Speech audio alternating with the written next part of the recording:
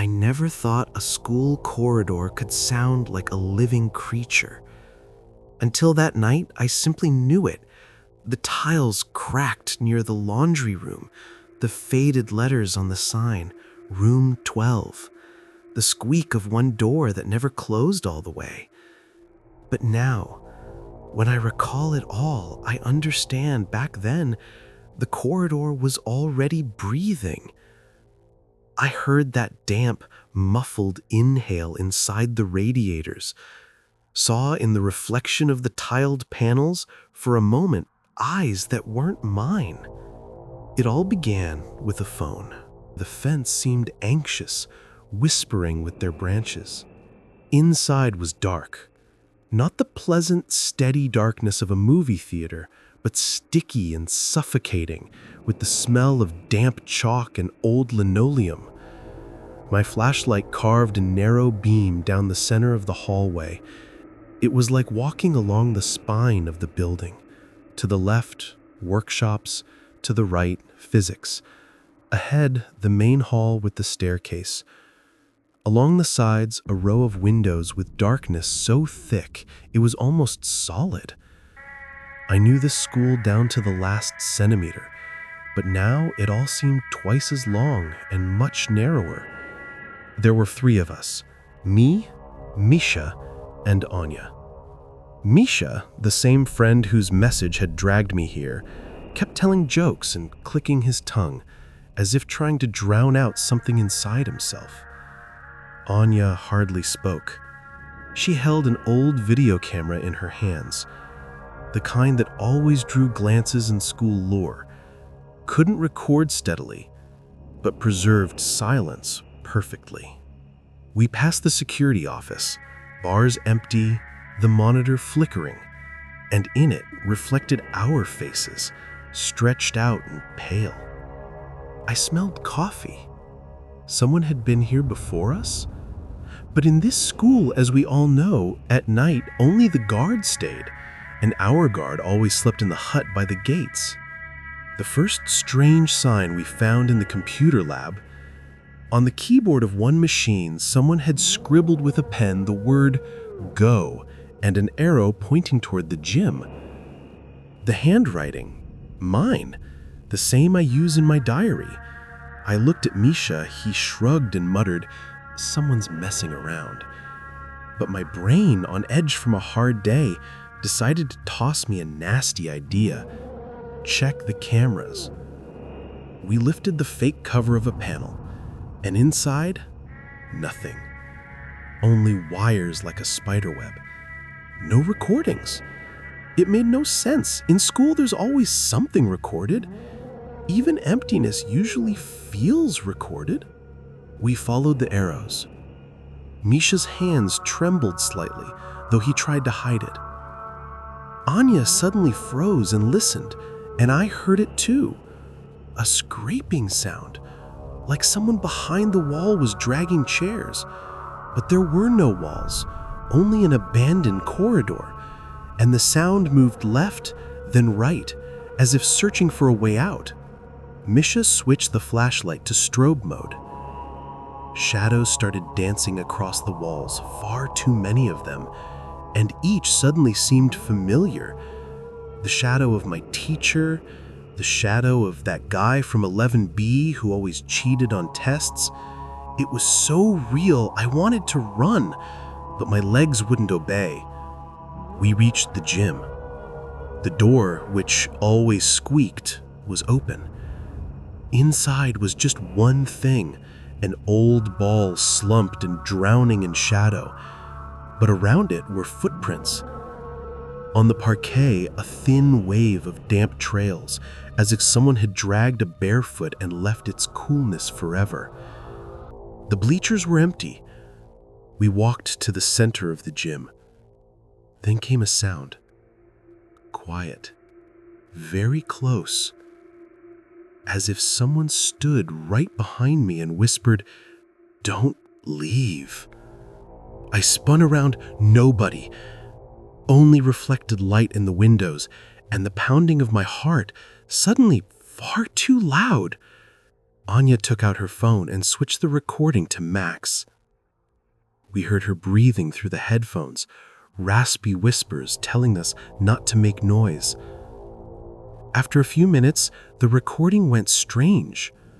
A broken line static appeared on the track, unlike anything we knew, and in the background, the faint rhythm of footsteps. Footsteps circling, moving around us. I felt the air grow colder around my legs, so cold. I thought the vapor from my breath was sinking downward. I tried not to look in the corner where that old graduation photo used to hang in the hallway, cropped so one student never appeared in it. Right now, that didn't matter. We heard another sound. Light tapping, like fingers drumming a tabletop. We left the gym and went down the stairs to the basement where old archives in the laundry were kept. There, among boxes of school records, someone had left plants in a rusted bucket. The leaves were chewed as if someone had used them like napkins. On one box lay a note, "I found the way again." The handwriting was messy. The letters seemed to slip downward. Misha shined the flashlight and found another. "Don't look back." We exchanged glances. This was no game anymore. Stranger still, our camera kept picking up a broken silhouette, as if someone was darting between the shelves, leaving a form for just a second. When we came closer, the figure vanished, but where it had been was the print of a hand covered in a thin film of dust. The print looked human, but far too cold. We climbed back up. The corridor suddenly stretched longer, the doors seemed shorter, the ceiling higher. I noticed chalk drawings on the walls, arrows, circles, the name Lisa. I had never heard of any Lisa in our school, but all these tiny marks, Lisa in different handwritings, as if people were searching for her, chilled me to the core. Misha nudged me, "Look," and pointed at the clock nailed to the wall. Its hands shook, but didn't move. It felt like time had stopped here, just to listen. We entered the biology classroom, and suddenly the LED bulb flickered, though the power had been cut off long ago. On a desk lay someone's notebook. I picked it up, holding it like evidence, and opened it. Inside were records, dates, simple phrases, and at the end of each line a small dash. 22.11, left at 2:15. 23.11, returned. The last entry began, "I found the door," but the ink had blurred, as if someone cried, not noticing the tears smearing it. Anya suddenly stumbled and pointed at the window. On the glass was the imprint of a face, not quite human, more like a silhouette, as if someone had pressed their forehead to it and dragged fingers downward. We heard a sound, a metallic click, like a key turning in a lock. The door at the end of the corridor, the one that led to the attic, was ajar. No one had been to the attic since the school choir left their costumes there. We walked towards it in silence. The attic was crammed with forgotten things, costumes, notebooks, old microphones, boxes of programs. In the center, on top of a box, lay a doll, the kind they always linked to haunted houses and ghost stories. Plastic face, one eyelash missing, glass eyes empty. It was placed exactly in the middle of a chalk circle, and inside the circle, another handprint, but not adult-sized. This one was tiny, like a child's. Beside it, a note. "She came without legs." My stomach twisted. Then something moved in the corner of the attic. I pressed the flashlight and the beam fell on a figure standing with its back to us, thin as a marker, dressed in clothes I couldn't call modern. When the figure turned, I saw its eyes reflected the light like a cat's, and its mouth was...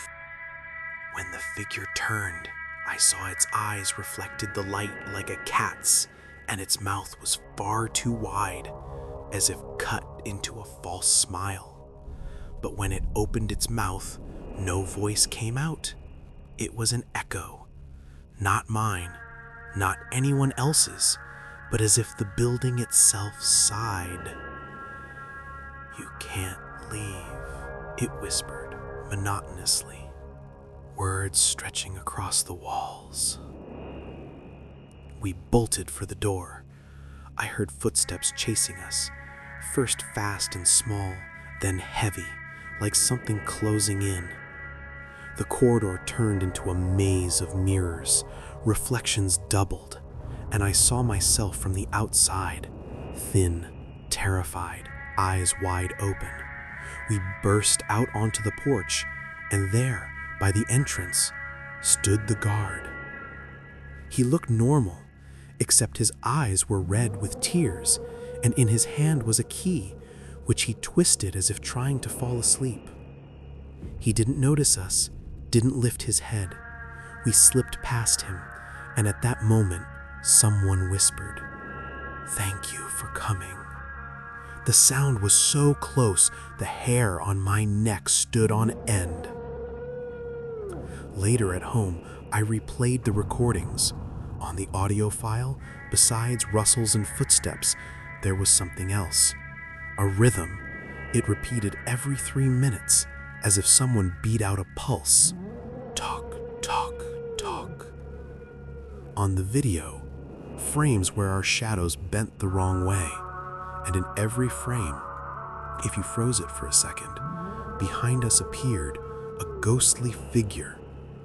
It never left, only turned and stared straight into the lens. The longer you looked, the clearer it became. It wasn't looking at us.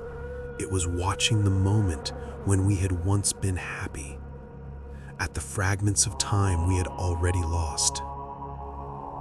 A week later, I returned to the school, alone. I had to understand what it was and why it pulled me back like a magnet. At the entrance lay a folder. Someone had left it for me. Inside, photographs. Me, Misha, Anya. But the pictures were old, as if taken a year ago, though we looked younger in them. On one photo was written, "Don't forget, the school remembers those who stay." No signature, only a date.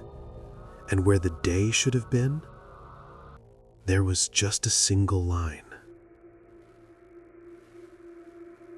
I stopped playing games with the unknown, but every night before I turn off the light, I still hear that soft, unending whisper. Footsteps on the stairs, the click of a key, a quiet, "Don't leave." And if I close my eyes, I can almost believe the corridor is waiting for me. Something in that place lives by its own rhythm, not ours. The school keeps more than diaries and moldy sheet music. It keeps the memory of the silence we left behind and of those who once walked too far. If you ever come to our school at night, don't whistle and don't dare to shine your flashlight down the whole hallway. Just walk straight, count your steps silently, and listen. When you hear someone echoing your steps, stop. If you sense someone walking right behind you, leaving footprints, don't turn around. And please, never open the attic door, because up there is an answer you won't be able to erase from your memory. And remember one simple rule. In school, there are places that remember your voice. Sometimes they whisper back. Sometimes they call you to return. Sometimes they just stay silent, waiting. until you finally give them your shadow.